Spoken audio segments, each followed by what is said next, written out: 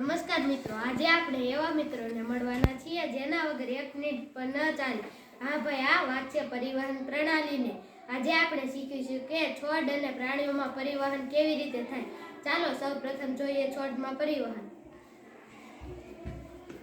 હું છોડ છું, હું ચાલતો નથી. મને પાણી અને ખોરાક જોઈએ છે. મને કોણ મદદ કરશે?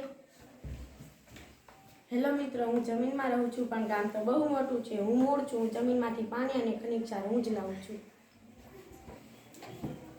ચિંતા નહીં કર મૂળભાઈ, હું લિફ્ટ છું. હું પાણી અને ખનિજ ક્ષારોને પર્ણ સુધી પહોંચાડું છું.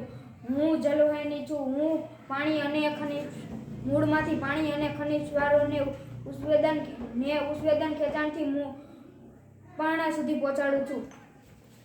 વાહ, હવે હું તાજો અને લીલો છું. Thank you. મને જોઈને ખબર પડી ગઈ છે કે હું પર્ણ છું. હવે સૂર્યપ્રકાશ અને કાર્બન ડાયોક્સાઇડનો ઉપયોગ કરી પ્રકાશ સંશ્લેષણ દ્વારા ખોરાક બનાવીશ. ફૂલ પાવર. અરે પાંદડા, ખોરાક તૈયાર. ફૂડ ડિલિવરી એપ છું. આખી વનસ્પતિમાં ખોરાક પહોંચાડું છું. હું અન્નવાહિની છું. પાંદડામાં બનેલો ખોરાક છોડના દરેક ભાગમાં પહોંચાડું છું. આ રીતે જલવાહિની અને અન્નવાહિની છોડમાં પરિવહનનું કામ કરે છે. હવે જોઈએ પ્રાણીઓમાં પરિવહન કેવી રીતે થાય. હૃદયભાઈ, થોડી ધીમી ગતિએ. હું તો આખા શરીરમાં ડિલિવરી બોય છું. ઓક્સિજન અને ખોરાક બધું પહોંચાડું છું. હું રુધિર છું. હું ઓક્સિજન, ખોરાક અને પાણી કોષો સુધી પહોંચાડું છું. હું તરેલ પદાર્થોનું બનેલું છું, જેને રુધિર રસ કહે છે.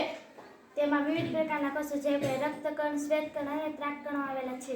મારો રંગ લાલ હોય છે કારણ કે હું હેમોગ્લોબિન રંજકણ ધરાવું છું.